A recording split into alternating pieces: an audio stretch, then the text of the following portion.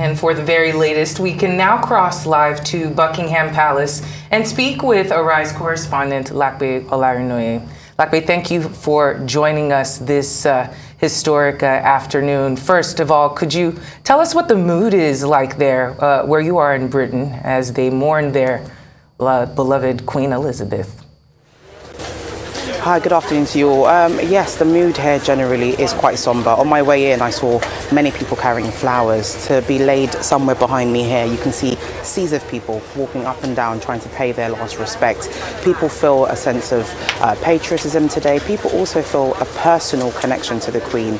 She's been described as the nation's grandmother, and many people are united in grief. And we can see that here with the sheer amount of people that are walking across at the Buckingham Palace. Now tell us, what is planned for today and over the course of the next few days leading up to Queen Elizabeth's funeral? Well, currently what we do know is that King Charles, now King Charles III, has left Balmoral, where he was for the last 24 hours. He has left and he's on his way to London with his Queen Consort Camilla, and he is said to address the nation at some point today. We don't have current confirmation of that time just yet, but he is said to address the nation for the first time as king. When that happens, there are going to be other activities happening simultaneously. St. Paul's Cathedral, which is not too far from here and is a very iconic cathedral, not only for the royal family, for the wider British public as well, is said to have a memorial today in honour of the Queen's life and times. The Prime Minister, Liz Truss, is said to attend, as well as the Mayor of London, Sadiq Khan. There are said to be about 2,000 guests, all first come, first serve, and it's open to the public. Whilst that's going on, at 1 o'clock, in about 40 minutes from now, we are going to have a 96 gun salute over at Hyde Park and another location as well. The 96 gun salute is going to be for each year of Her Majesty's life. And in the meantime as well, the Queen's body will be flown to London at some point. Currently she's lying in state at St. Giles's Cathedral in Edinburgh. She'll be brought to London, where she'll be laid to rest at Westminster Hall. But during that time, that will be open to the public for 4 days, where they can go in and pay their last respects to her as well. So those are some of the activities that will be happening in the next couple of days. It is also worth noting that the transition of power is also happening quite smoothly. King Charles will be officially announced as king with the Accession Council and the Privy Council. Those meetings are set to take over a 2-day period. And while that's happening, of course, the celebrations and the commemoration of life will continue across a 10-day national mourning period.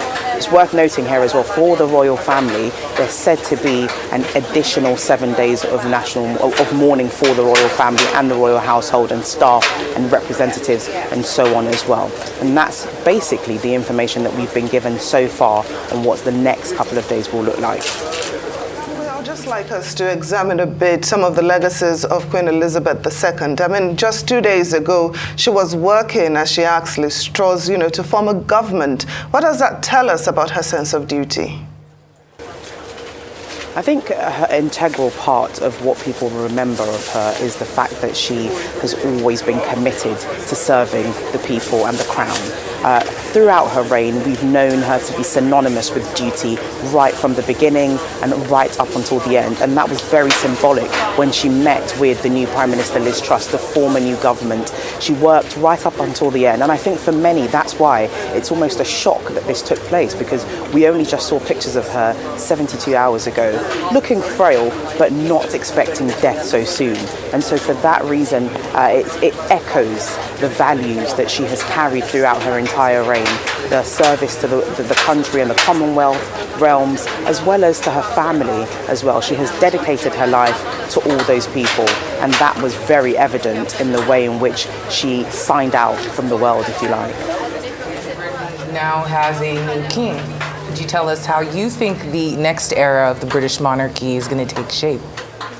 it's not just the British monarchy that's taking new shape. The government, who work hand in hand with the government, is also taking new shape. This is the first time we've probably seen a new monarch being crowned, as well as a new prime minister. It's happening side by side, all in the midst of a cost of living crisis, a clamour for change in the way in which we're ruled, and so on. So it's going to be interesting times ahead. Many challenges do lie, as I've mentioned, but I think the legacy that the Queen has left is a huge space and gap for the new King Charles III to fill.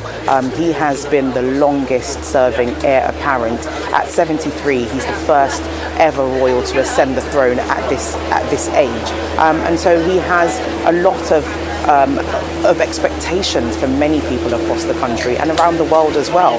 And I think the support is there, but Prince Charles is working, or King Charles rather, it's very hard to get used to these new titles. King Charles has been known to meddle. And that is kind of the overarching theme of people's worries about the new king, whether or not he will continue to meddle, whether or not he'll continue to air his opinions as he has done, particularly because his dear mother, the Queen, was known to be apolitical, very neutral, and did not get involved. And that has been a poignant part of her reign, and actually been a key tool in her diplomacy and unifying the rest of the world. And so that change is something that people are expecting. He may not indicate how he wants to rule. It may just be a time thing that we must see develop over time. But one thing is certain, there's definitely a change and transition in power. Absolutely. Thank you kindly, Lape, for a breakdown of things as they happen currently from the heart of the action as the world mourns Queen Elizabeth. We'll be back shortly.